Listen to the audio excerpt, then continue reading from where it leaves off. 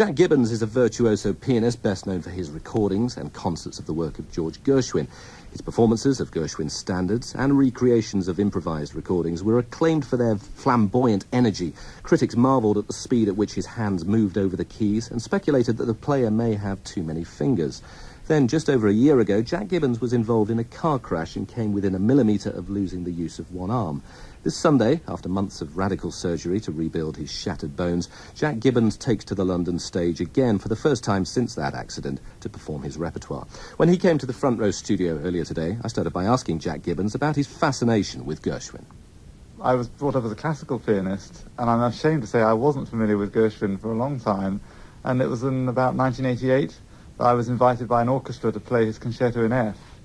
And I didn't know the work at all. It's terrible. But when I looked at it, I just fell in love with it immediately. But it's interesting you made that distinction, though. You said you were brought up as a classical pianist. Do you not regard Gershwin as a classical composer? Well, I do now, of course. But at the time, I think, like a lot of classical musicians, I probably was... You regard him as a jazz composer? Yeah, well, I was probably a little bit snobby, and I'm very glad to say I've got rid of that attitude now. So how did you come round to the Gershwin way of thinking? When I saw his concerto, I just knew this was the work of a great composer. And then, of course, I wanted to hear his own recordings. And that's how I stumbled into his recordings of his improvisations. And there is a large archive of Gershwin playing improvising pieces on very often on 78 discs. Right. Was it easy? And you transcribed all of the improvisations? Yeah, that's right, by ear, yes. How easy was that to do, to actually distinguish between notes when he was playing, I presume, incredibly fast? Very hard, especially because everything below middle C on the piano is virtually obscured on these recordings. So, I mean, I had to actually really get to know Gershwin's technique. Musically, do you get into his psyche? Do you start to second-guess the... Absolutely, yeah. I mean, I can see exactly how his brain's working. I mean, he was a very intellectual composer. An intellectual composer who was also the life and soul of the party. He was throwing these fantastic parties, and there would be Fred Astaire and Charlie Chaplin leaning on the piano while he improvised many of these pieces. People said when he performed at these parties in New York that he actually oxygenated the room, which is a wonderful phrase, because... there was something, I don't know, it's a mixture of adrenaline, character, life, and that's what really, that's what attracted me to Gershwin, and that's why I found, once I started playing his music, it takes over you, you become engulfed in his personality. You're also in this series of parties that you've been throwing on London's South Bank since 1990, trying to get the audience to join in. There are a series of 10 concerts, one a year, and then last year, of course, there was no concert because it was very soon after this awful crash. Just tell us, first of all, about the injuries that you suffered. Well, it was a head-on car crash, and, to be honest, I was lucky to survive. My face was smashed, I had a lot of metal in my face, I had a punctured lung, I lost my spleen, I had major abdominal surgery. But most crucially, your left arm. Yes, my left arm was broken into 15 pieces.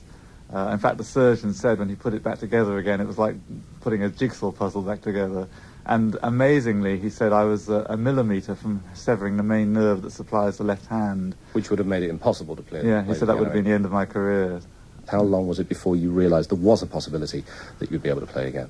Even when I was still in a wheelchair, I wheeled myself up to the piano and began trying exercises with my left hand. And my left hand, wasn't really able to do much. I mean, I did little tiny exercises like just this sort of thing on the piano.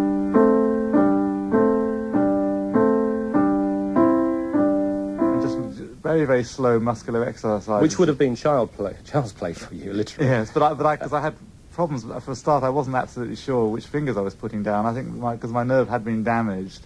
The hardest thing of all was that my left hand wouldn't stretch anymore, and unfortunately, playing Gershwin, you need to be able to stretch, and the left hand in Gershwin is much more active than the right. It leaps up and down like this.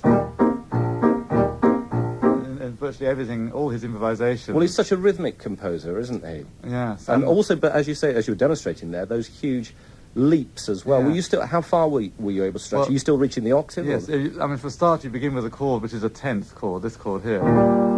I couldn't stretch it at all after the accident. And then the leaping, you leap up and down over 2 or 3 octaves. My arm just simply couldn't do that movement, So, I mean, for a long time, I really thought even if I could play the piano again, I wouldn't be able to play Gershwin again. Now I feel that I'm probably actually possibly playing better than I did before now because I have to work so much harder.